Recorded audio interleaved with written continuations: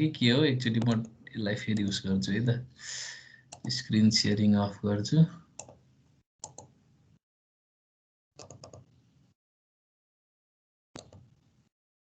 ल देखेछ है प्रफुल मेरो स्लाइड यस सर देखेको छ सबैजनालाई चाहिँ वेलकम टु दिस क्लास आज हामी चाहिँ बेसिक इलेक्ट्रोनिक्स इन्जिनियरिङको च्याप्टर 7 डिस्कस गर्दैछौँ र च्याप्टर 7 को चाहिँ टाइटल रहेको छ एप्लिकेसन्स अफ इलेक्ट्रोनिक सिस्टम्स अब वास्तवमा हजुरहरूको सिलेबसमा चाहिँ यहाँ पुरै एभिएसनसँग रिलेटेड प्लेनभित्र हुने सेन्सरहरूको बारेमा पढाइ हुनुपर्ने हो तर अब सिलेबस डिजाइन चाहिँ अब त्यति कस्टमाइज नभएको हुनाले अब हामी त्यही जेनेरिक खालको एप्लिकेसन्सहरूको बारेमा पढ्छौँ सिलेबसले जे भनेको छ त्यस्तै अनुसार so this is the outline of this chapter अब यो च्याप्टरको टाइटल छ एप्लिकेसन अफ इलेक्ट्रोनिक कम्पोनेन्ट्स यसमा चाहिँ instrumentation system transducer strain gauge digital multimeter oscilloscope regulated power supply remote control character display clock counter measurements data logger अथवा data logging audio video सिस्टमहरूको बारेमा चाहिँ एउटा जेनरलाइज ओभरभ्यूको बारेमा चाहिँ हामी डिस्कस गर्न गइरहेका छौँ so this is the outline of this chapter र नर्मल्ली यो च्याप्टरबाट चाहिँ सर्ट नोट अथवा स्ट्रेन गजतिरबाट कुनै डेरिभेसन त्यस्तै टाइपको क्वेसनहरू धेरै सोधेको छ नर्मल्ली यो च्याप्टरमा चाहिँ ब्लक डायग्रामहरू हामीले पढ्नुपर्ने हुन्छ र त्यो ब्लक डायग्राम बनाएर डिस्क्राइब गर्ने टाइपको क्वेसनहरू चाहिँ धेरै सोधिरहेको हुन्छ बोर्ड इक्जामको चाहिँ प्याटर्न हेर्ने हो भने अब अगाडि बढौँ सबभन्दा पहिला त इन्स्ट्रुमेन्टेसन सिस्टम भनेको के हो सो सिस्टम भन्ने बित्तिकै प्रणाली हैन सो सिस्टम भनेको अब an instrumentation system is a collection of instruments so विभिन्न इन्स्ट्रुमेन्ट्सहरूको कलेक्सन भएपछि इन्स्ट्रुमेन्टेसन सिस्टम हुने भयो जस्तै कम्प्युटर सिस्टममा नि के हुन्छ विभिन्न कम्प्युटरको कम्पोनेन्ट्सहरू मिलेर एउटा कम्प्युटर सिस्टम भने जस्तै विभिन्न इन्स्ट्रुमेन्ट्सहरूको चाहिँ कलेक्सन भएर के हुन्छ त कम्बिनेसन भएर एउटा इन्स्ट्रुमेन्टेसन सिस्टम बन्छ Instrumentation system is a collection of instruments that is used for observation, measurement or control. So कुनै पनि भेरिएबललाई कुनै पनि फिजिकल फेनोमेननलाई अब्जर्भ गर्न सकिन्छ त्यसलाई मेजर गर्न सकिन्छ or we can control that process अब मेजरमेन्ट भनेको के हो त कुनै पनि क्वान्टिटीलाई मेजर गर्नु भनेको के हो measurement of a given quantity is essentially an act or result of comparison between the quantity whose magnitude is unknown and the predetermined or predefined standard जस्तै मैले 1 केजी आलु चाहिँ अथवा 1 धार्नी आलु जोख्नु पर्यो भने त्यसको स्ट्यान्डर्ड वेट एउटा साइडमा राख्छु अनि मैले चाहिँ आफ्नो चाहिँ अननोन क्वान्टिटीलाई चाहिँ अर्को चाहिँ साइडमा राख्छु र मैले मेजरमेन्ट लिन्छु हैन बाइ कम्प्यारिजन सो जब त्यो ब्यालेन्समा आउँछ हामी के भन्छौं त गिवन क्वान्टिटीको भ्यालु चाहिँ स्ट्यान्डर्ड क्वान्टिटीको भ्यालुसँग बराबर छ and then we can express in the numeric value अब आजकल त डिजिटल ब्यालेन्सहरू आइसकेको छ सो हामी डाइरेक्टली पनि मेजर गर्न सक्छौं तर एसेन्शियली त्यहाँ भित्र पनि हुने चाहिँ कम्प्यारिजन नै हो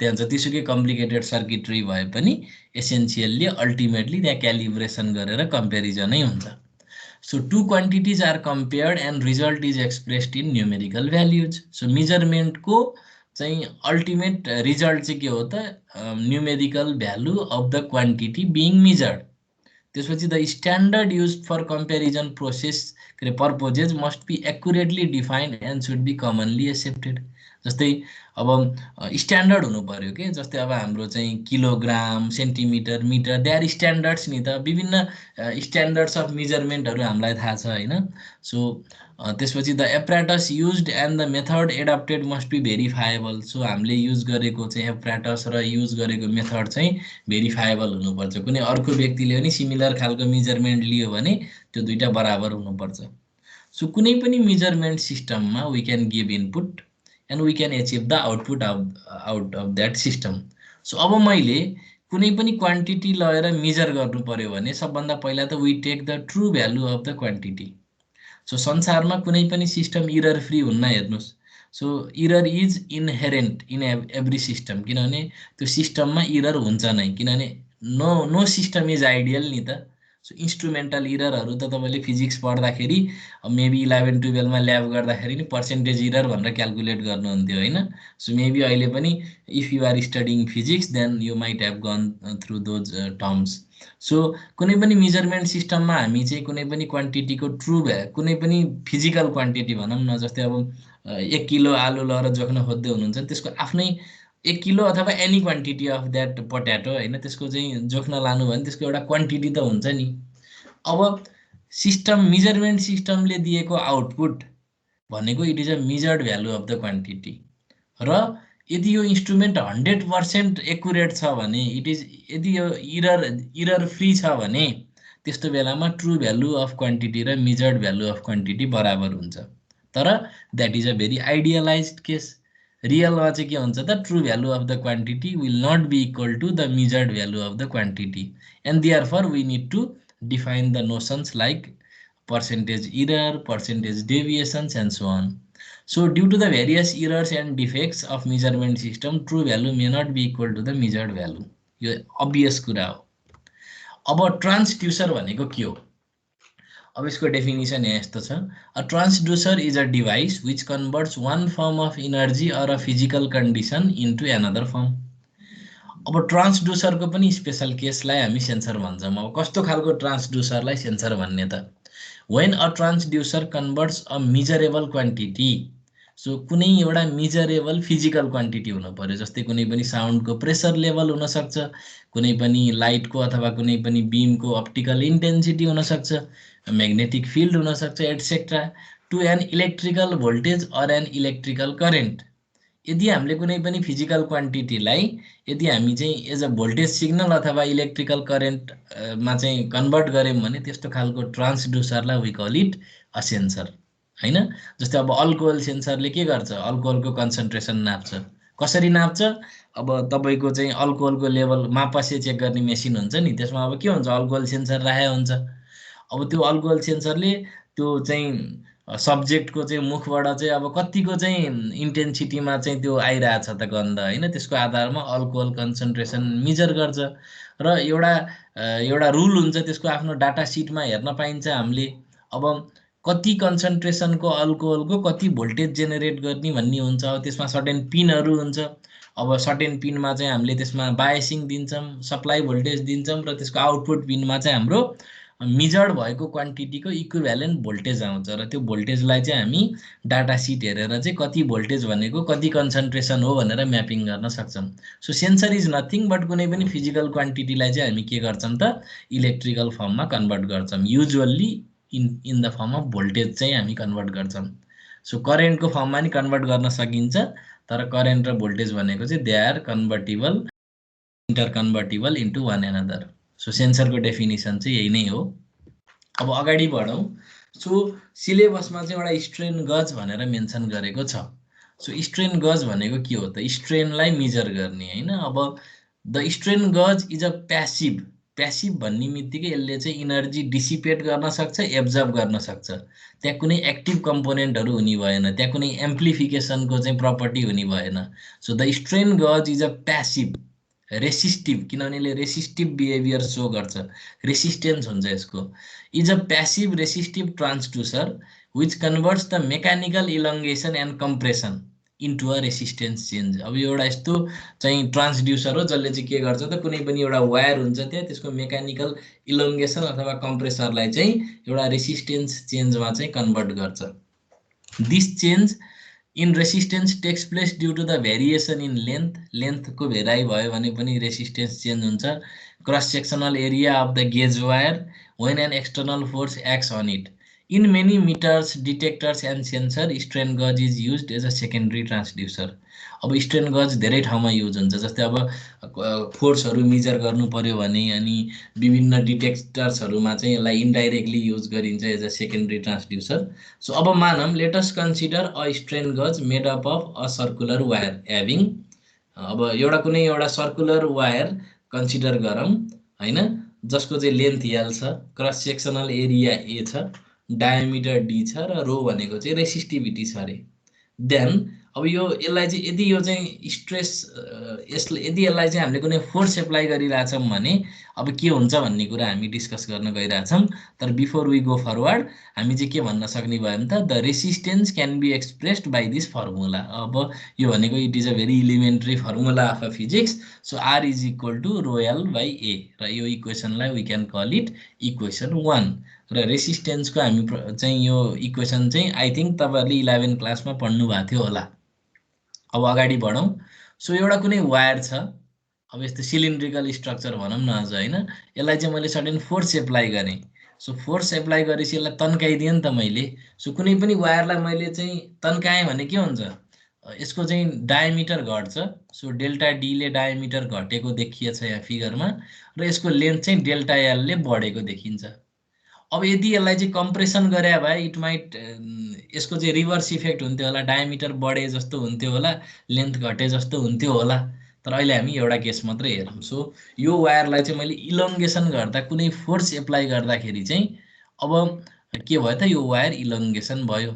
इलोङ्गेसन भइसकेपछि यहाँ चाहिँ अब चाहिँ के भयो त, लङ्गिट्युडिनल्ली र ल्याटरल्ली चाहिँ इफेक्ट पर्यो, जुन चाहिँ अब हाम्रो लेन्थमा र डायमिटरमा देखिएको छ। अब हजुरहरू सबैले यो व्हिट स्टोन ब्रिज भन्ने त सुन्नु भएकै छ, व्हिट स्टोन ब्रिज होइन। अब यसमा चाहिँ के हुन्छ, एउटा चाहिँ ब्यालेन्स ब्रिजमा चाहिँ एउटा रेसिस्टरको रेसियोको रिलेसन हुन्छ र जसबाट हामी चाहिँ अननोन रेसिस्टेन्स क्यालकुलेट गर्न सक्छौँ होइन। जस्तै यो स्ट्रेन गजको रेसिस्टेन्स चाहिँ आरएक्स भनेर मैले माने भने अब I can calculate this unknown resistance by balancing this bridge. अब यो स्ट्रेन गजको मेन काम के हो भने एउटा स्पेसल खालको ट्रान्सड्युसर हो, जसमा चाहिँ कुनै फिजिकल क्वान्टिटीको भेरिएसनलाई it can be measured in terms of a change in resistance. यसलाई रेसिस्टेन्सको चेन्जको टर्ममा क्यालिब्रेट गरेर कुनै पनि फोर्स अथवा कुनै अरू फिजिकल क्वान्टिटीहरू, कुनै पनि स्ट्रेसलाई मेजर गर्न सकिन्छ। एन्ड देन यो चाहिँ एउटा मेजरमेन्ट पर्पजको लागि युज गर्न सकिन्छ होइन। अब यो चेन्ज इन रेसिस्टेन्सलाई क्यालिब्रेट गरेर I can measure any physical quantity के। अब force for example force measure गर्न सकिन्छ। अथवा अब हामी अरू क्वान्टिटी, अरू चाहिँ फिजिकल क्वान्टिटीहरू पनि मेजर गर्न सक्छौँ। तर त्यसले के गरिदिनु पर्यो त, यसको रेसिस्टेन्स चाहिँ चेन्ज गराउन सक्ने चाहिँ क्वान्टिटी हुनु पर्यो, त्यो फिजिकल क्वान्टिटी चाहिँ। अब यसरी यो ब्रिज लाइक स्ट्रक्चरमा युज हुँदो रहेछ स्ट्रेन गज भन्ने कुरा बुझ्नुभयो। अब अझै अगाडि बढौँ। सो अब पार्सियल डेरिभेटिभ अब तपाईँहरूले सायद अहिलेकै म्याथमेटिक्समा पढ्नुभयो होला। सो अब मैले चाहिँ डिआर बाई डिएस निकाल्नु पर्ने छ अरे ल, for example. So change of respect to cross sectional area अथवा सर्फेस भनेर डिएस भनेर राख्यौँ भने अब यसको चाहिँ पार्सियल डेरिभेटिभ लिन पर्ने हुन्छ, किनभने यहाँ चाहिँ रो पनि हाम्रो भेरिएबल हुनसक्छ, एल पनि भेरिएबल हुनसक्छ, ए पनि भेरिएबल हुनसक्छ। सो अब यस्तो खालको कन्डिसनमा total change in the resistance निकाल्नु पर्यो भने यो राइट ह्यान्ड साइडको एक्सप्रेसनलाई हामीले चाहिँ पार्सियल डेरिभेटिभ लिनु पर्यो। सबभन्दा पहिला अब तीनटा भेरिएबल इन्भल्भ छ हेर्नु, रो छ, एल छ, ए छ। सो अब सुरुको केसमा चाहिँ तपाईँले ल मेबी फर इक्जाम्पल लेन्थको पार्सियल डेरिभेटिभ लिन सक्नुहुन्छ, त्यसपछि एरियाको लिन सक्नु होला, थर्डमा चाहिँ डेन्सिटीको चाहिँ पार्सियल डेरिभेटिभ लिन सक्नु होला। सो अब त्यसको चाहिँ यहाँ इक्जाम्पल हेरौँ। So R is equal to, ल त्यो फर्मुला मैले रिफरेन्सको लागि यहाँ लेखिदिएँ, rho L divided by A भयो। ल यो इक्वेसनको चाहिँ मैले यसरी पार्सियल डेरिभेटिभ लिनु पर्यो भने so the differentiation of R with respect to surface d S भनेको चाहिँ के हुने भयो त, सबभन्दा पहिला एलको पार्सियल डेरिभेटिभ लियौँ। सो एलको डेरिभेटिभ लिँदा त रो बाई ए कन्स्ट्यान्ट जस्तो मान्नु पर्यो in this formula. So rho divided by एलाई कन्स्ट्यान्ट मानेर एलको partial derivative with respect to d S लिन पर्यो। त्यसपछि 1 बाई ए को डेरिभेटिभ भनेको त -1 बाई ए स्क्वायर हो नि त होइन। सो -1 बाई यहाँ अलिकति चाहिँ करेक्ट गर्नुपर्ने हो कि जस्तो पर्छ है एकचोटि है। ठिक छ यो एकदम ठिक छ। सो रो एललाई कन्स्ट्यान्ट राखौँ, रो एललाई नचलाऊँ, अनि त्यसपछि 1 बाई ए भनेको चाहिँ 1 बाई एक्स जस्तो भयो। So -1 by A square d A by d S भयो। सो यो पनि नौलो कुरो भएन। त्यसपछि लाइकवाइज अब रो बाई के अरे एल बाई एलाई चाहिँ कन्स्ट्यान्ट मानेर चाहिँ रोको पार्सियल डेरिभेटिभ लिन सक्छौँ। सो यो चाहिँ तपाईहरुले सायद यो सेकेन्ड सेमेस्टरको इन्जिनियरिङ म्याथमेटिक्स सेकेन्डमा यस्तो खालको कुराहरु पढ्नु भयो होला। कुनै पनि क्वान्टिटीको चेन्ज भनेको चाहिँ यसरी पार्शियल डेरिभेटिभ गरेर लिन सकिन्छ। अब I can divide equation 2 by equation 1। अब मैले यो एनोटेसनलाई फेरि अहिले चाहिँ हटाएँ ताकि कन्फ्युजन नहोस् भनेर। सो इक्वेसन 1 मा चाहिँ हाम्रो के थियो भने r = rho l divided by a थियो। Rho l divided by a थियो किनभने त्यो प्रिभियस स्लाइडमा भएको हुनाले मैले चाहिँ यहाँ लेखेँ। सो अब इक्वेसन 2 लाई इक्वेसन 1 ले डिभाइड गर्ने हो भने लेफ्ट ह्यान्ड साइडकोलाई लेफ्ट ह्यान्ड साइडको एक्सप्रेसनले डिभाइड गर्नु पर्यो। सो अब यसको के हुने भयो त रिजल्ट लेफ्ट ह्यान्ड साइडमा अब dr बाइ ds लाई r ले डिभाइड गर्नु पर्यो। So it is equal to 1 by r dr by ds हुने भयो। लाइकवाइज अब यो फर्स्ट टर्मलाई हेर्नुस्, यो फर्स्ट टर्मलाई चाहिँ यदि मैले चाहिँ रो l बाइ a ले डिभाइड गरेँ भने के हुन्छ त? अब रो काटिन्छ हैन, अनि त्यसपछि अरु के काटिन्छ ल भन्नु त?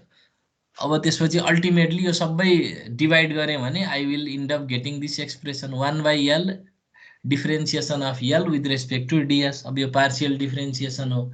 लाइकवाइज अब सेकेन्ड मैले यो रो l बाइ a ले डिभाइड गरेँ भने I will end up getting 1 by a dA by ds। त्यसपछि फेरि थर्ड टर्मलाई मैले डिभाइड गरेँ भने चाहिँ 1 by rho d rho by ds आउने भयो। सो इन दिस वे अब मैले के गर्ने भयो त इक्वेसन 2 लाई इक्वेसन 1 ले डिभाइड गरेँ भने I will end up getting equation 3। अब हामीलाई थाहा छ this is the formula for area. Area भनेको चाहिँ पाइ डी स्क्वायर बाइ 4 हो।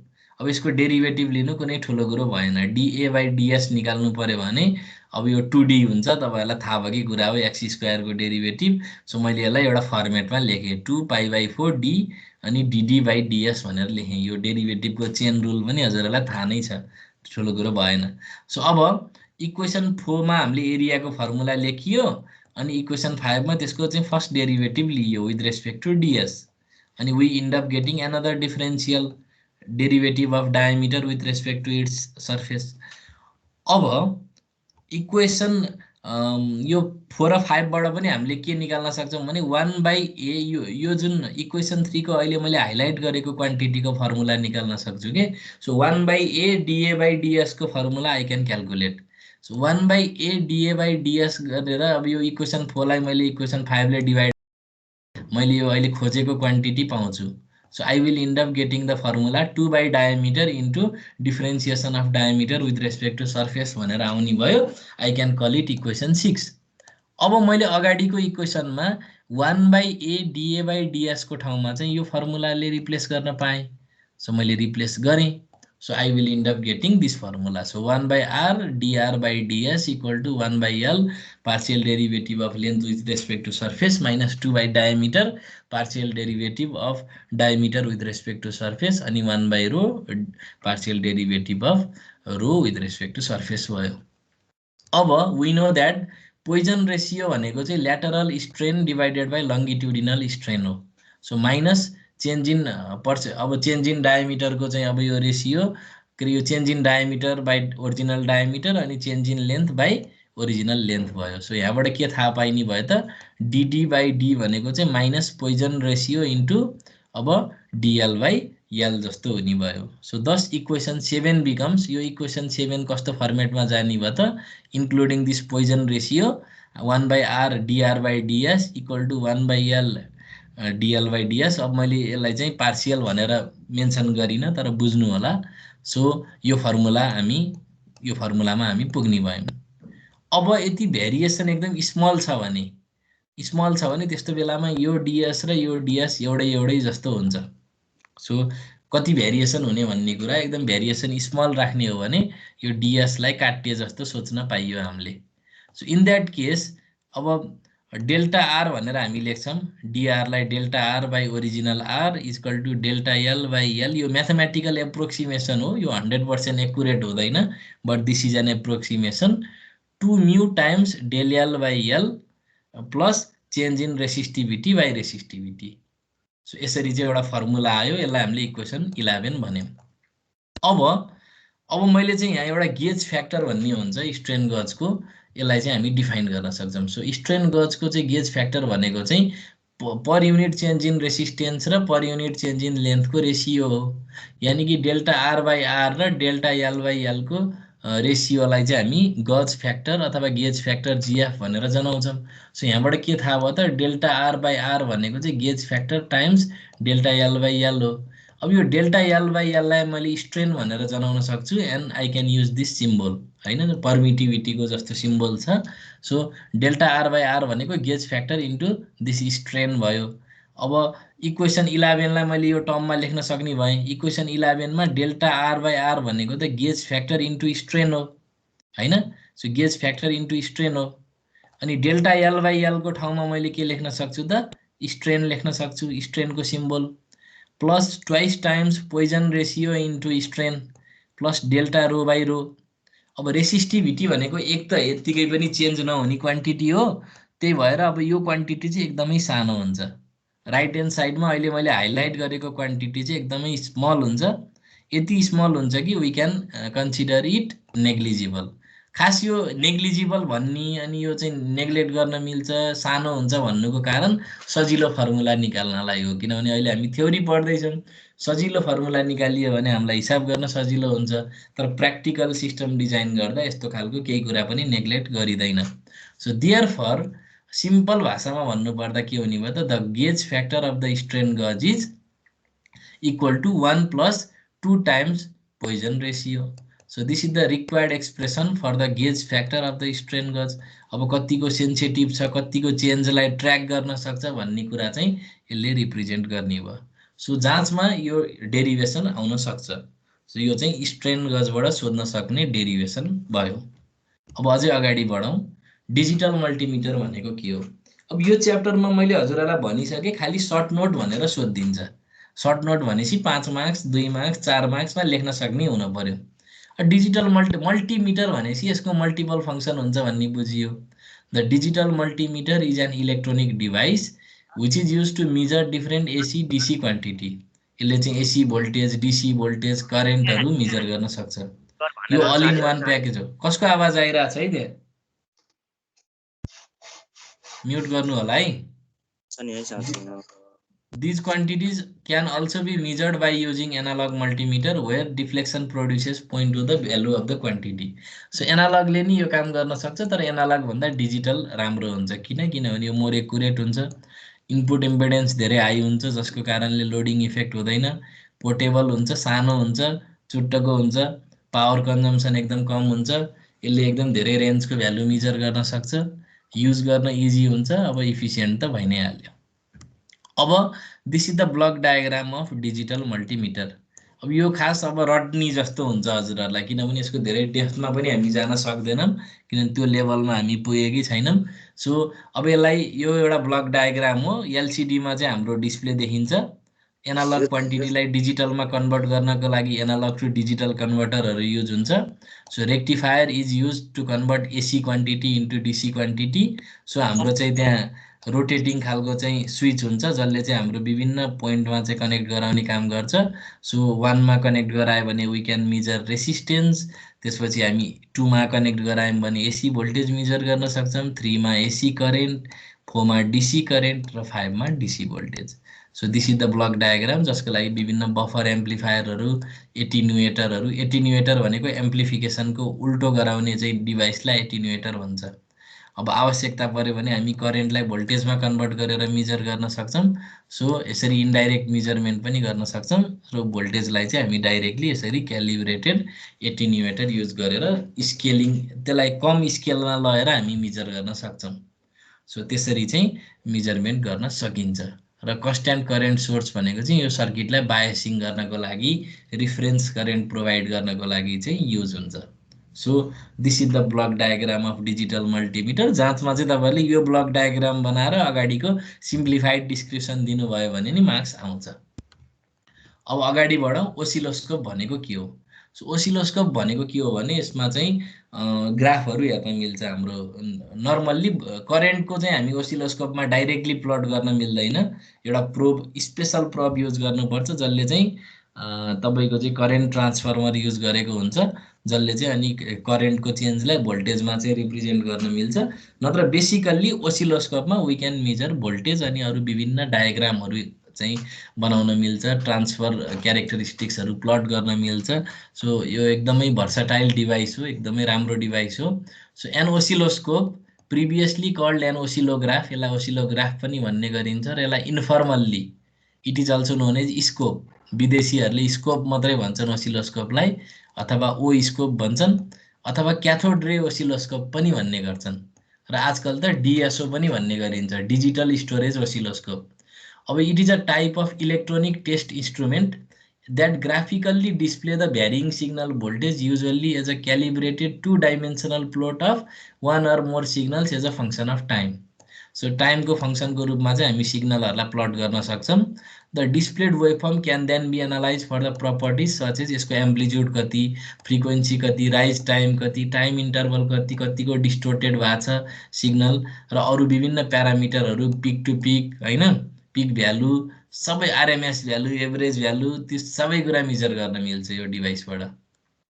अब पुरानो ओसिलोस्कोपहरु चाहिँ एनालग हुन्थ्यो, जसमा चाहिँ हामी यसरी स्केल पुरै पोइन्ट कर्सर राखेर डिभिजनहरु काउन्ट गरेर चाहिँ भ्यालु क्याल्कुलेट गर्नु पर्थ्यो।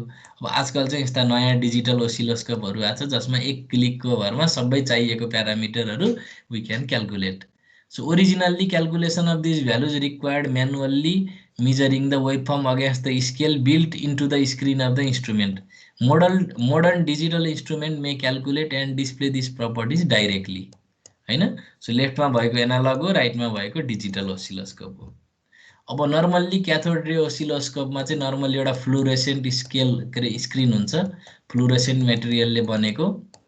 त्यसपछि हामीसँग चाहिँ दुईटा प्लेट हुन्छ हैन, सो होराइजन्टल प्लेट र भर्टिकल प्लेट। अब यसले चाहिँ कुनै पनि इलेक्ट्रोन बीमको चाहिँ डिफ्लेक्सनलाई कन्ट्रोल गर्छ, र अनि एउटा कुन स्पोटमा लगेर चाहिँ इलेक्ट्रोन बीमले हिट गर्नुपर्ने हो त्यो डाइरेक्ट गर्छ, र यसरी चाहिँ हामी वेभ फर्महरु ड्र गर्ने एउटा मेकानिजम हुन्छ, र यस्तो खालको चाहिँ डिभाइसलाई हामी क्याथोड रे ओसिलोस्कोप भन्छौं। सो एउटा क्याथोडबाट निस्केको इलेक्ट्रोन बीमलाई अथवा रेलाई चाहिँ हामी डाइरेक्ट गरेर एउटा इमेज फर्म गर्ने भएको हुनाले यसलाई क्याथोड रे ओसिलोस्कोप पनि भन्ने गरिन्छ, र डिफ्लेक्सन अफ इलेक्ट्रोन बीमको बारेमा तपाईले सायद +2 मा पनि पढिसक्नु भएको छ हैन। सो इलेक्ट्रिक फिल्ड म्याग्नेटिक फिल्डको कम्बाइन इफेक्टमा चाहिँ हामी त्यो बीमलाई चाहिँ डाइरेक्ट गर्न सक्छौं। अब यो मेकानिजम चाहिँ ओसिलोस्कोपमा युज हुन्थ्यो, पुरानो ओसिलोस्कोपमा। अब आजकल त डिजिटलमा त एलसीडी नै युज हुन्छ डाइरेक्ट। अब अर्को टपिक छ रेगुलेटेड डीसी पावर सप्लाई। अब यसलाई एकदम सिम्प्लिफाइड वेमा डिस्कस गरौँ हामी। सो यसरी बुझौँ न, हाम्रो चाहिँ कुनै पनि इलेक्ट्रिकल इनर्जीलाई अथवा इलेक्ट्रिसिटीको ट्रान्समिसन र डिस्ट्रिब्युसन सिस्टममा चाहिँ हामी एसी मा चाहिँ ट्रान्समिट गर्छौं अथवा डिस्ट्रिब्युट गर्छौं। किन भन्दाखेरि the I square R loss is less हैन। सो आई स्क्वायर आर लसलाई चाहिँ घटाउनको लागि हामी के गर्छौं त, इलेक्ट्रिसिटीलाई ट्रान्समिसन गर्दाखेरि चाहिँ एसी मा गर्छौं। एकदमै हाई भोल्टेज लो करेन्टमा लगेर चाहिँ हामी आई स्क्वायर आर लसलाई घटाउँछौं, अनि अब ट्रान्सफर्मर युज गरेर स्टेप अप स्टेप डाउन गर्न मिलिहाल्छ। सो त्यसरी हाम्रो इलेक्ट्रिसिटी सप्लाई हुन्छ, अब डिस्ट्रिब्युसन हुन्छ। अब तर हामीलाई चाहिने मोडर्न इलेक्ट्रोनिक डिभाइसहरुमा अथवा मोस्ट अफ द इक्विपमेन्टहरुमा चाहिँ डीसी चाहिन्छ फेरि। अब जस्तै ल्यापटपको एडाप्टर भित्र चाहिँ कन्भर्टर हुन्छ हैन, so there is AC to DC converter. त्यसपछि अब हरेक डिभाइसमा तपाईको अब टिभी भित्र हेर्नुस्, त्यहाँ पनि एउटा कन्भर्टर हुन्छ, तपाईको मोबाइलको लागि कन्भर्टर हुन्छ। अब तपाईको चाहिँ डीवीडी प्लेयर, तपाईको अब VCR भन्नुस्, so there is a separate power board हैन, एउटा सर्किटै हुन्छ जसको कामै के हुन्छ भने तपाईको वाल सकेटबाट इनपुटलाई अल्टिमेटली डीसी मा लाने। So regulated DC power supply सिस्टमको डेफिनेसन हेरौं। सो डीसी हामीलाई किन चाहियो भने मोस्ट अफ द इक्विपमेन्टलाई इन्टरनल्ली डीसी पावर चाहिन्छ इन अर्डर टु अपरेट। किनभने डीसी नभइकन एम्प्लिफायरले काम गर्दैन, लजिक सर्किटले काम गर्दैन। So without DC we can not imagine any electronic circuits, किनभने डीसी बायसिङ बिना त कुनै पनि सर्किट चल्दैन। So we need DC power supply. So DC power supply generate गर्ने सिस्टमलाई डीसी पावर सप्लाई सिस्टम भन्छौं, र यदि त्यो कन्स्ट्यान्ट र रेगुलेटेड छ भने that system is called regulated DC power supply system. So regulated DC power supply system is a complete system consisting of transformer. यो ब्लक डायग्राम हेरेर नि बुझ्न सकिन्छ, जसले चाहिँ भोल्टेजलाई स्टेप डाउन गर्ने काम गर्छ। रेक्टिफायर हुन्छ त्यसमा, which converts AC into DC. त्यसमा फिल्टर सर्किट हुन्छ, जसले के गर्छ, पल्सेटिङ डिसीलाई स्मुथ गर्छ। So this is a pulsating DC which is produce by the rectifier. यसलाई चाहिँ फिल्टर सर्किट लगाएर हामी स्मुथ गर्न सक्छौँ। र finally we can use a voltage regulator to get a stable and constant DC output. So normally अब धेरै हुन्छन् भोल्टेज रेगुलेटर, तर यो कोर्समा चाहिँ हजुरहरूलाई दुईटा चाहिँ डिस्कस गर्ने भनेको छ। एउटा चाहिँ zener diode as a voltage regulator, अनि अर्को चाहिँ आइसी भोल्टेज रेगुलेटर। सो अब zener diode as a voltage रेगुलेटरको अपरेसनमा चाहिँ म गइनँ अहिले चाहिँ एप्लिकेसनमा मात्रै गएँ म। सो यति यसमा केही कन्फ्युजन छ भने चाहिँ हजुरहरूले पछि मलाई सोध्न सक्नुहुन्छ, तर अहिलेलाई चाहिँ मैले यसलाई एप्लिकेसन पर्सपेक्टिभबाट मात्रै देखाउन खोजेँ। सो अब के हुन्छ भन्दाखेरि 220 भोल्टको 50 हर्जको चाहिँ एसी हुन्छ। अब मैले यो ट्रान्सफर्मरको टर्न रेसियोलाई आई क्यान कन्फिगर इट, होइन, आई क्यान, मैले त्यही आफ्नो आवश्यकता अनुसारको चाहिँ ट्रान्सफर्मर लिन सक्छु। र अल्टिमेटली मैले अब ल यो 220लाई 15मा झार्ने हो कि 20मा झार्ने हो कि कतिमा झार्ने हो, इट्स अप टु मी, होइन। त्यसपछि I can use this bridge rectifier assembly. यो डायोडको चाहिँ एसेम्ब्लीबाट मैले चाहिँ ब्रिज रेक्टिफायर बन्छ, जसबाट चाहिँ अल्टिमेटली यहाँ चाहिँ एउटा पल्सेटिङ खालको म्याक्सिमम त्यही 15को आसपासमा हुने खालको पल्सेटिङ डिसी चाहिँ I can generate by this rectifier. अब यो एउटा फिल्टर सर्किट हो, यसलाई एलसी फिल्टर भन्छ, है। इन्डक्टर र क्यापासिटरको यस्तो खालको एरेन्जमेन्टबाट we can remove the AC components, अनि हामीले चाहिँ स्मुथ खालको चाहिँ आउटपुट पाउँछौँ। 15को आसपासमा यसरी भेरिएसन भएको चाहिँ 15 भोल्टेजको वरिपरि यस्तो रिप्पल आएको खालको भोल्टेज चाहिँ वी क्यान जेनेरेट। र अल्टिमेटली मैले जिनर डायोडलाई रिभर्स बायस कन्डिसनमा राखेर, होइन, यसको चाहिँ रिभर्स ब्रेकडाउन रिजनमा अपरेट गराएर चाहिँ यसलाई चाहिँ प्यारालेलमा राखेर अनि ठ्याक्कै रिभर्स बायस एरेन्जमेन्टमा राखेर चाहिँ I can get the 15 volt stable DC voltage. So this is the concept. So यसरी चाहिँ हामीले चाहिँ जिनर डायोड युज गरेर चाहिँ रेगुलेटेड पावर सप्लाई युज गर्न बनाउन सकिन्छ। र नर्मल्ली डिजाइन गर्ने टेक्निक कस्तो हुन्छ भन्दाखेरि, यदि यो जिनर डायोडले चाहिँ 15 भोल्टको आउटपुट निकाल्न छ भने नर्मल्ली यो 15 भन्दा अलिकति बढी बनाइन्छ, ताकि यो जिनर डायोडलाई अन गर्न सकियोस्। नर्मल्ली 15 भोल्ट भन्दा ल मानौँ 15.5 को लागि मैले डिजाइन गरेँ भने यो 15.5 will be sufficient to turn on this zener diode. यो नोडमा चाहिँ 15.5 आइहाल्यो भने यो जिनर डायोड चाहिँ रिभर्स ब्रेकडाउनमा जान्छ। अब मानौँ मैले भिजेड 15 लिएँ, नर्मल्ली कस्तो हुन्छ नि, भिजेड जति हुन्छ भिनट पनि त्यति नै भइदिन्छ के, त्यतिकै आसपासमा भइदिन्छ। त्यही भएर जिनर डायोडले चाहिँ एकदम सजिलरी भोल्टेज रेगुलेटर डिजाइन गराउन हेल्प गर्छ। So this is one concept, है। अब अर्को भनेको आजकल चाहिँ यो zener diode as a voltage regulator त्यति युज हुँदैन। So nowadays IC voltage regulators are more popular. So IC voltage regulator चाहिँ फिक्स्ड आइसी भोल्टेज रेगुलेटर पनि हुन्छ, भेरिएबल आइसी भोल्टेज रेगुलेटर पनि हुन्छ। यो चाहिँ आइसी चिपको फर्ममा चाहिँ पाइन्छ। जस्तै अब फिक्स्ड पोजिटिभ आइसी भोल्टेज रेगुलेटर चाहिँ कस्तो हुन्छ ल हेरौँ। नर्मल्ली 78XX सिरिजको आइसीहरू चाहिँ भोल्टेज रेगुलेटर आइसी हो, पोजिटिभ भोल्टेज रेगुलेटर आइसी। यो चाहिँ नर्मल्ली यो 78XX सिरिजको आइसीहरू चाहिँ 78XX सिरिजको आइसीहरूमा चाहिँ नर्मल्ली 3टा पिन हुन्छ। 3टा पिनमा चाहिँ नर्मल्ली पिन नम्बर 1 भनेको इनपुट हो। नर्मल्ली यो 1मा चाहिँ हामी भिसिसी अथवा इनपुट भोल्टेज चाहिँ हामी दिन्छौँ, इनपुट भोल्टेज दिन्छौँ। नर्मल्ली हामी इनपुट भोल्टेज दिन्छौँ। पिन नम्बर 2मा चाहिँ नर्मल्ली हामी ग्राउन्ड गर्छौँ र पिन नम्बर 3बाट चाहिँ हामी आउटपुट पाउँछौँ। अब 7805 भयो भने 5 भोल्टको आइसी हो यो भन्ने बुझ्नुपर्ने रहेछ। जस्तै 78XX मा यो XX को भ्यालु कति हुन्छ भन्ने कुरा के। जस्तै 7806 छ भने इट इज एन आइसी which can produce a 6 volt regulated output. यो पोजिटिभ भोल्टेज भयो। अब यसको आउटपुट 6 भोल्ट हुनको लागि इनपुट चाहिँ कम्तीमा पनि तपाईँको चाहिँ 6 भन्दा माथि हुनुपर्छ। सो इन दिस वे यो आइसीले काम गर्छ। र विभिन्न आइसी एभाइलेबल छ, जस्तै 8 भोल्टको, 12 भोल्टको, 15 भोल्टको, 24 भोल्टको एन्ड सो अन। लाइकवाइज नेगेटिभको लागि अर्को चाहिँ नेगेटिभ सिरिजको आइसी भोल्टेज रेगुलेटरहरू पनि छ। जस्तै 79 भन्ने बित्तिकै यो नेगेटिभ भोल्टेजको चाहिँ आइसीको सिरिज हो। सो यसले चाहिँ 7905 भन्यो भने -5 भोल्ट निकाल्छ, 7906 भन्यो भने -6 भोल्ट निकाल्छ एन्ड सो अन। सो यस्तो खालको आइसीले चाहिँ नेगेटिभ भोल्टेज जेनेरेट गर्छ। सो यो 1 नम्बर पिनमा हुने इनपुट चाहिँ अलिकति मोर नेगेटिभ भइदिनु पर्यो चाहिएको आउटपुट भन्दा, र यो 2 भनेको चाहिँ ग्राउन्ड भइहाल्यो। अब अर्को छ एडजस्टेबल भोल्टेज रेगुलेटर।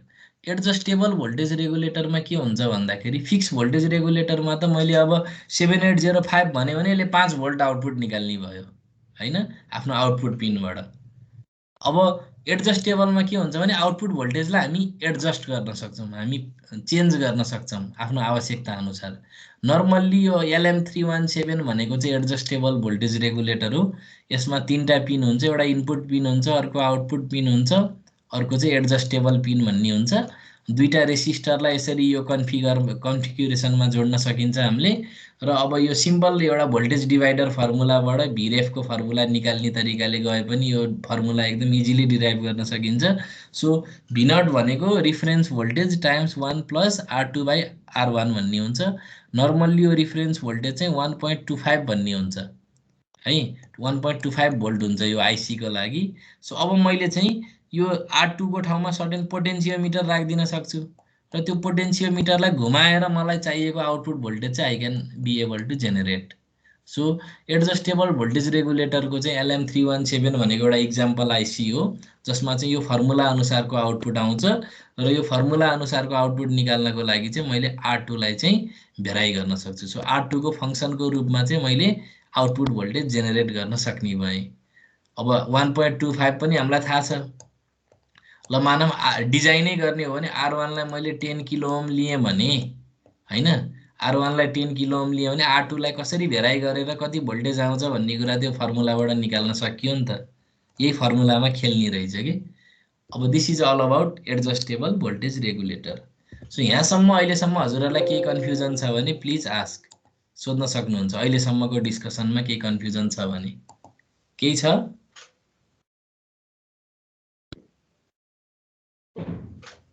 केही छ? आयुष झा, छैन सर। भीमराज कार्की, हजुरलाई केही कन्फ्युजन छ अहिलेसम्मको डिस्कसनमा? भीमराज? ल ठिक छ। दक्षेश थापा, हजुरलाई केही कन्फ्युजन छ अहिलेसम्मको डिस्कसनमा? छैन सर। ल त्यसो भए म अझै अगाडि बढेँ। अब अर्को एकदम पपुलर इक्विपमेन्ट भनेको रिमोट कन्ट्रोल। सो यसको डिस्कसन तपाईँहरूले हेर्नु होला आफ्नो फुर्सदमा। सो रिमोट कन्ट्रोलमा के हुन्छ भने अब एउटा रिमोट कन्ट्रोल युनिट हुन्छ। अब तपाईँको त्यहाँ चाहिँ एउटा पुस बटन हुन्छ हैन, त्यो पुस बटन तपाईँले थिचेपछि एउटा 555 टाइमर आइसीबाट बनेको एउटा सर्किट हुन्छ। त्यो सर्किटले चाहिँ इन्फ्रारेड लेडको माध्यमबाट चाहिँ इन्फ्रारेड लाइटहरू जेनेरेट गर्छ हैन। अनि अब जुन अब टिभी होला अथवा चाहिँ कुनै डिभाइस होला, त्यो डिभाइसमा चाहिँ त्यसको चाहिँ कम्प्याटिबल फोटो ट्रान्जिस्टर राखेको हुन्छ। त्यो मोडुलेटेड लाइटलाई रिसिभ गर्न सक्ने यो मोडुलेटेड इन्फ्रारेड रे हुन्छ, यो त्यो लाइटलाई चाहिँ रिसिभ गर्छ।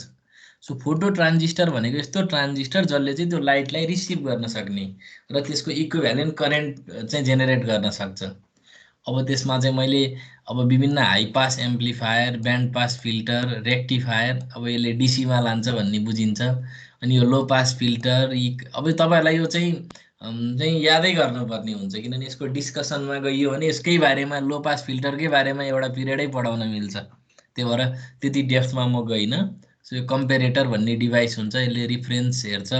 अब फ्लिप फ्लप भनेको तपाईँलाई थाहै छ, अब डिजिटल चाहिँ स्टेटहरू स्टोर गर्छ यसले, र अल्टिमेटली चाहिँ यसले रिलेमा पुर्याएर रिक्वायर्ड कन्ट्रोल चाहिँ एचिभ गर्न हेल्प गर्छ, स्विचिङ एक्सन चाहिँ देखाउन हेल्प गर्छ।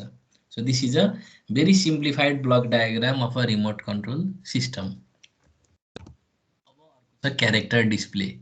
अब क्यारेक्टर डिस्प्लेमा के हुन्छ भन्दाखेरि अब कुनै पनि एलसिडीमा अथवा लेड युज गरेर कसरी चाहिँ हामी चाहिँ डिस्प्ले गर्ने भन्ने कन्सेप्ट हो यो। So it is the idea of displaying letters and alphabets अथवा नम्बर्सहरू हैन, युजिङ लेड अर एलसिडी। अब some character display system are given below. अब एउटा भनेको 7 सेगमेन्ट डिस्प्ले भन्ने हो। अब यो 7 सेगमेन्ट डिस्प्ले भनेको चाहिँ न्युमेरिक भ्यालुको लागि मात्रै युज हुन्छ। जस्तै अहिले मैले हाइलाइट गरेको कुरालाई हेर्नुहोस्, यहाँ चाहिँ टोटल कतिवटा चाहिँ सेगमेन्ट छ त, ABCDEFG हैन। सो मैले यहाँ टोटल 7 वटा मानम लेड यसरी एउटा कन्फिगरेसनमा जोडे रे ल। ठ्याक्क यसरी यो 8 जस्तो देखेछ नि झ्याप्प हेर्दा हैन। सो ABCDEFG नाम गरेका टोटल 7 वटा लेड मैले युज गरेर अब मैले सुरुको केसमा के गर्छु, जी लाई बन्द गरिदिन सक्छु, बाँकी अरू सबै लेडलाई फरवर्ड बायस गराएर यसरी 0 देखाइदिन सक्ने भएँ। बी र सी भन्ने लेडलाई अन गरिदिने, बाँकी अरू सबै लेडलाई अफ गरिदिएँ भने 1 डिस्प्ले हुने भयो। सो मैले यो लेडहरूको विभिन्न कम्बिनेसनको माध्यमबाट मैले 0 देखि 9 सम्म डिस्प्ले गर्न सकेँ नि त हैन। सो यस्तो खालको डिस्प्ले सिस्टमलाई what I can call is, I can call it a 7 segment display. र यस्तो खालको डिस्प्लेहरू पपुलरै छ, तपाईँले देख्न सक्नुहुन्छ विभिन्न डिभाइसेसहरूमा। सो 0 1 2 3 4 5 6 7 8 9। अब यसको बेफाइदा के भयो, यसले चाहिँ अल्फाबेट्सहरू देखाउन सकेन। जस्तै ABCDEF जेडसम्म डिस्प्ले गर्नु पर्यो भने यो डिस्प्ले चाहिँ सफिसियन्ट हुने भएन। अब अर्को छ 14 सेगमेन्ट डिस्प्ले। 14 सेगमेन्ट डिस्प्लेमा चाहिँ अल्फा न्युमेरिक भ्यालु डिस्प्ले गर्न सकिन्छ। यसमा 1 2 पनि हामीले चाहिँ डिस्प्ले गर्न सकिन्छ। यसरी ABCD डिस्प्ले भएको यहाँ देखाइएको छ। अब अर्को छ dot matrix display. Dot matrix डिस्प्लेमा के हुन्छ भन्दाखेरि लेड अथवा कुनै डिस्प्ले इलिमेन्टलाई मैले यसरी म्याट्रिक्स चाहिँ फर्मेटमा चाहिँ एरेन्ज गर्न सक्छु। जस्तै अब 3/5 को डट म्याट्रिक्स भन्यो भने के भयो, अब के हुने भयो त्यो 3टा कोलम 5 वटा रो हुने भयो के। सो 3टा कोलम 5 वटा रो छ नि, 3 5 जा 15, टोटल 15 वटा डट हुने भयो। सो यस्तो खालको डट म्याट्रिक्सले चाहिँ मैले के गर्न सक्छु त, यो अब उल्टो नोटेसन हो है, तपाईँहरूलाई चाहिँ झुक्किनु होला यो चाहिँ। अब यो जसरी डिफाइन गर्दा नि हुन्छ फेरि, जस्तै 3टा रो 5 वटा कोलम भनेर गरे भए नि केही ठुलो कुरो हुन्थेन, तर नर्मल्ली यसरी गर्ने प्र्याक्टिस छ है। अब यसमा चाहिँ के हुने भयो त, 1 2 3 4 5 6 यसरी डिस्प्ले गर्न सकिने भयो using different combination.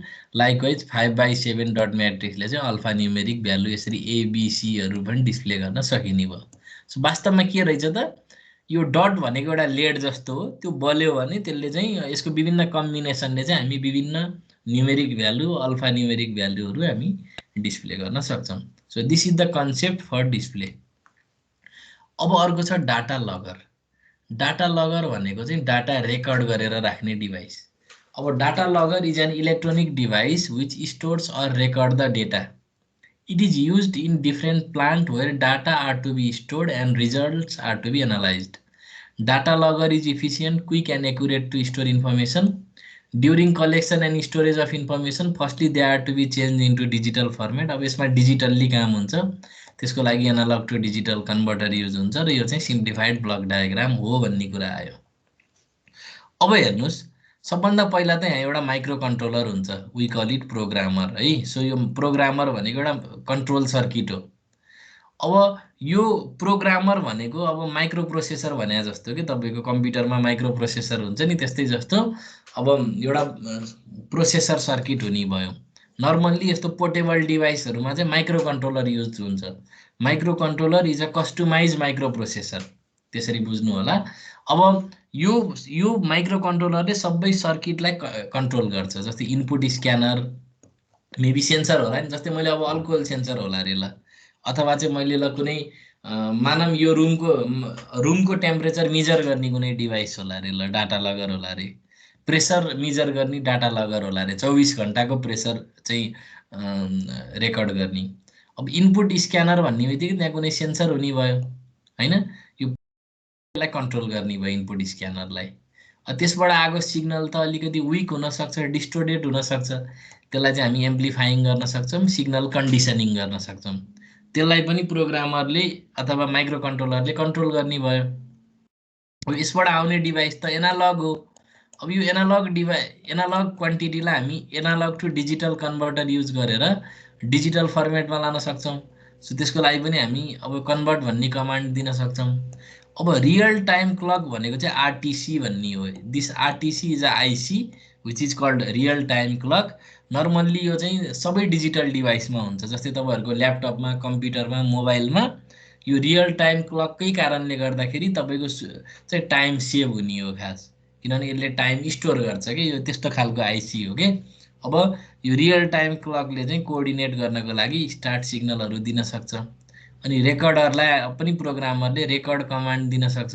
So recorder can coordinate with the command from the programmer as well as the time clock, किनभने रेकर्डिङ टाइम चाहिँ सेट गर्नको लागि अब यसरी रियल टाइम क्लकसँग कोअर्डिनेट गर्न सक्छ। सो यसरी चाहिँ अब यहाँ चाहिँ कुनै एउटा चाहिँ डिभाइसमा चाहिँ रेकर्ड भएर बस्ने भयो। रेकर्डर आफैमा पनि एउटा ठुलो डिभाइस हुन्छ। सो यसको चाहिँ अब एउटा सिम्प्लिफाइड डिस्कसन हो। सो नर्मल्ली डाटा लगर भनेको चाहिँ कुनै पनि फिजिकल क्वान्टिटीलाई स्टोर गर्ने, रेकर्ड गर्ने र पछि हेर्न मिल्ने डिभाइस हो हैन। एक हिसाबले डिजिटल क्यामेरा पनि आफैमा एउटा डाटा लगर भयो। तपाईको मोबाइल पनि आफैमा एक हिसाबले डाटा लगरको डेफिनिसनमा राख्न सकिन्छ हामीले। तर अब डाटा लगरै भनेपछि नर्मल्ली स्पेसिफिक इन्स्ट्रुमेन्ट भयो कि स्पेसिफिक फिजिकल क्वान्टिटीको लागि राखेको। अब ल मानौँ सिस्मिक वेभहरू मेजर गर्ने डाटा लगर हुनसक्छ होइन। अब ग्राउन्डमा कतिको मोसन भइरहेछ, कतिको पराकम्पनहरू आइरहेछ, त्यस्तो मेजर 24 घन्टा राखेर कुनै ठाउँमा ग्राउन्डमा लगेर राखेर मेजर गर्ने डिभाइसलाई पनि डाटा लगर भन्न सकिन्छ हामी। सो डाटा लगर भनेको कुनै पनि फिजिकल क्वान्टिटीलाई मेजर गरेर रेकर्ड गर्ने डिभाइस रहेछ। र यसमा चाहिँ विभिन्न कम्पोनेन्टहरू जस्तै analog to digital converter, real time क्लकहरू जस्ता डिभाइस अनि माइक्रो कन्ट्रोलरहरू जस्तो डिभाइसहरू चाहिँ युज हुने भयो। र सेन्सर त हुनै पर्यो, सेन्सर बिना त सम्भवै छैन। यसको डिस्क्रिप्सन यहाँ छ। अब audio video system. So audio video system भनेको यस्तो सिस्टम जसले चाहिँ अडियो र भिडियोलाई साइमल्टेनियसली प्रोसेस गर्छ। नर्मल्ली अडियो भिडियो सिस्टममा के हुन्छ भन्दाखेरि चाहिँ भिडियो छुट्टै हुन्छ। अब आजकल पो डिजिटल भयो, त्यसलाई मल्टिप्लेक्सिङ गरियो। नर्मल्ली भिडियो र अडियो भनेको छुट्टै कुरा हुन्छ। त्यसलाई टाइममा सिङ्क्रोनाइज गरेर चाहिँ हामी एउटै सिङ्क्रोनाइज गरेर हामी चाहिँ डिस्प्ले गराउन सक्छौँ। अब कहिलेकाहीँ त्यो सिङ्क्रोनाइज मिलेन भने भिडियो अगाडि पछाडि जाने, टाइम ढिलो आउने पनि हुन्छ नि कन्भर्ट गर्दा नमिल्यो भने। सो त्यो चाहिँ पक्कै पनि त्यो भिडियो र अडियोको टाइमिङ नमिलेको हो। सो अब audio video system is an electronic system which process both video signal and audio signal simultaneously. Television receiver भनेको एउटा common example of audio video system हो। र अडियो भिडियो सिस्टमको जेनेरिक ब्लक डायग्राम यस्तो हुन्छ। जस्तै एउटा भिडियो सिग्नल आउन सक्ने भयो सर्टेन भिडियो सोर्सबाट, अर्को अडियो आउन सक्ने भयो, र त्यसमा चाहिँ अरू रिलेटेड डेटाहरू आउन सक्ने भयो, कन्ट्रोल डाटाहरू नि हुनसक्छ।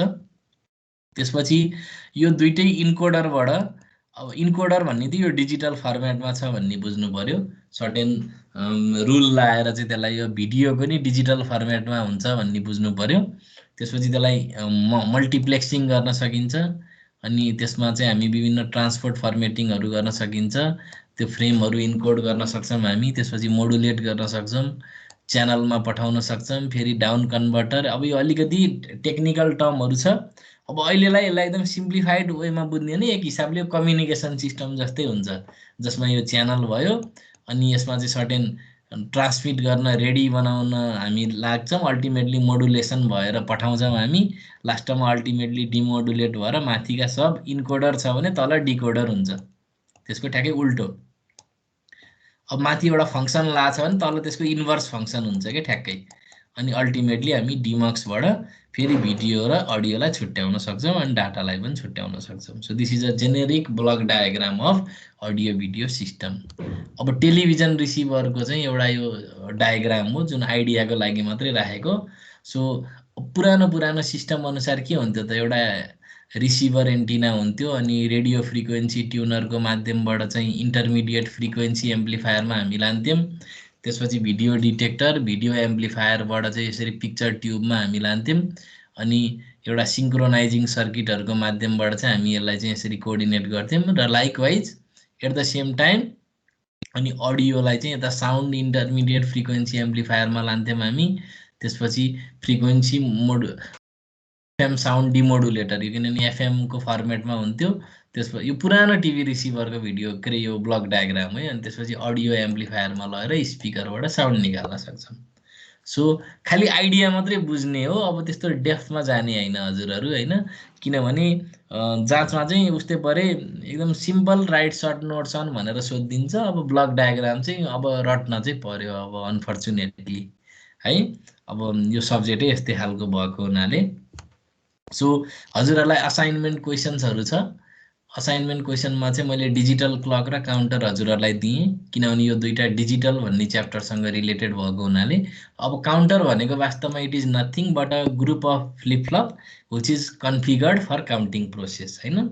सो 3-4वटा फ्लिपफ्लपलाई चाहिँ हामी जोड्यौँ भने we can form a register. त्यसले चाहिँ अब बाइनरी डाटाहरू स्टोर गर्न सक्छ। जस्तै फर इक्जाम्पल 00 अब मानव कुनै एउटा 4 बिट काउन्टर छ भने 0000बाट यसले काउन्टिङ गर्दै गएर 0001 हुँदै टोटल 111 सम्म जान सक्छ नि त। अब 0 देखि 15 सम्म जान सक्छ अनि यसको काउन्ट रिसेट भएर फेरि 0 मै आउन सक्छ नि त। So group of binary flip-flop भनेको रजिस्टर हो र यदि त्यो रजिस्टरलाई स्टेट चेन्ज गराउनलाई यदि हामीले चाहिँ स्टेट चेन्ज गराएर काउन्टिङ प्रोसेसको लागि युज गर्न सक्यौँ भने त्यो स्पेशल रजिस्टरलाई हामी काउन्टर भन्छौँ। र यो काउन्टरमा चाहिँ स्पेशल लोजिक सर्किट युज गरेर हामी we can form a digital clock.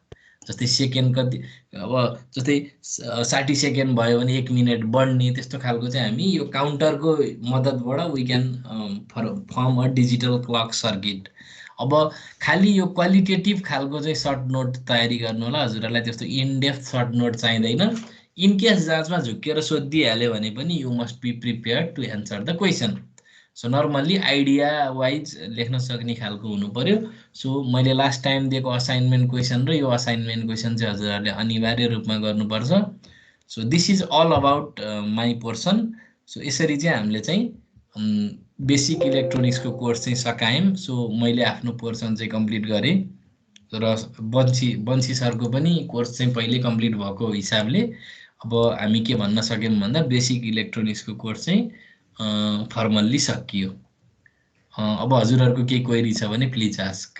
केही छ भने प्रफुल केही छ? त्यस्तो केही छैन। अरू केही क्वेसनहरू छ अरू साथीहरूको भने सोध्नुहोस्।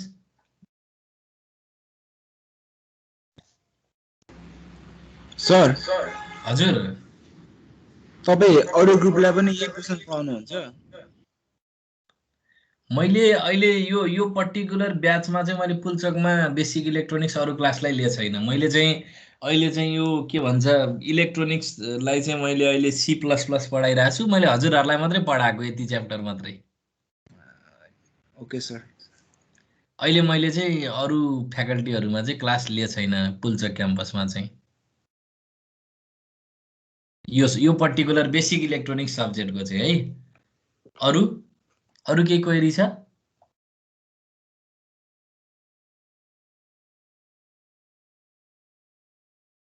ल सायद क्वेरी छैन होला। सबैजनालाई त्यसो भए म एटेन्डेन्स लिन्छु अनि थ्याङ्क यू भनौँला हामी है। एटेन्डेन्स कहाँबाट लिने? यहाँबाट कि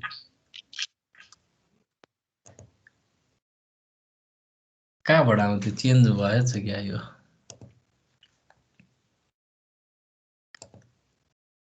मिटिङ नोट्स प्रफुल यस सर। यो एटेन्डेन्स लिने कहाँबाट हो? यहाँबाट लिन मिल्थ्यो जस्तो लाग्थ्यो, अहिले चेन्ज भएछ क्या अप्सन? पार्टिसिपेन्टबाट पहिला मिल्थ्यो, अहिले के हो? सो त्यो टाइप नेमको साइडमा होला। ए टाइप नेमको यही हो र कपी जोइन इन्फो हो कि यो त? प्रफुलले आफ्नोबाट हेरेर त एकचोटि यो किन हजुर जसले चाहिँ अर्गनाइज गर्नुभएको उहाँले मात्रै डाउनलोड गर्न मिल्ने हो क्या? त्यसो भए प्रफुल अर्गनाइजर हो सर। हजुर एकचोटि प्रफुलले हेर्नुहोस् त। ओके सर, म ट्राई गरिरहेको। ल त्यसो भए हजुरले अब यहाँ चाहिँ टोटल हजुरहरू 44 जना आउनु भएको छ, मलाई गनेर 45 जना छौँ होइन। सो हजुरले अहिले डाउनलोड गरिहाल्नु नत्र पछि मिल्दैन फेरि।